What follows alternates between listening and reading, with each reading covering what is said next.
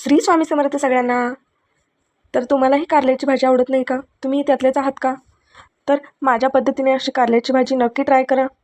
तर सुरुवातीला पहिल्यांदा कारले स्वच्छ असे धुवून घेपणा जातो. आणि कारले कधी पण अशा हिरव्या कलरचे आणायचे, म्हणजे छान लागते भाजी असल्या कारल्यांची.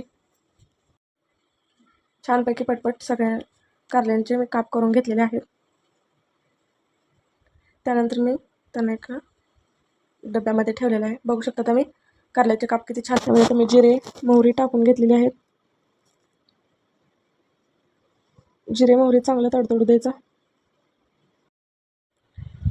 जिरे मोहरी चांगलं तडतडल्यानंतर त्यामध्ये 2-4 कढीपत्त्याची पानं टाकून द्यायची. छान असं कढीपत्त्याची पानं तळल्यानंतर त्यामध्ये आपण ठेचून घेतलेलं वाटण टाकून घ्यायचं, लसूण आणि कोथिंबीरचं. ते चांगलं हलवून घ्यायचं, खरपूस भाजून घ्यायचं.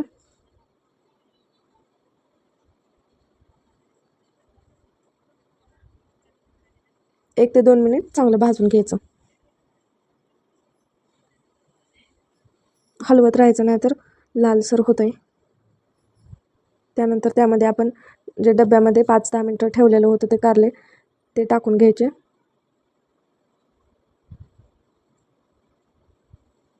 आता मी कारले टाकून घेतलेले आहेत. आता कारले मी चांगले हलवून घेणार आहे.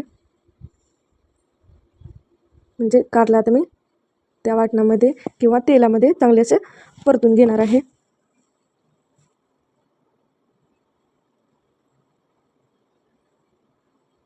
तसंच 1 ते 2 मिनटं ठेवून द्यायचं. थोडं लगेच झाकून ठेवलं तर पाणी सुटेल, त्यामुळे असंच 1 ते 2 मिनटं ठेवून द्यायचं.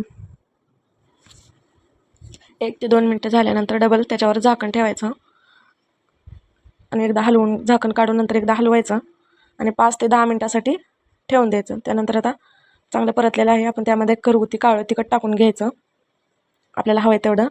त्यानंतर त्यामध्ये शेंगदाण्याचं कूट टाकायचं, थोडंसं चवीपुरतं मीठ पण टाकून घ्यायचं. एकदा ते हलवून घ्यायचं सगळं. कूट टाकलेलं कूट तिखट सगळं हलवून घ्यायचं.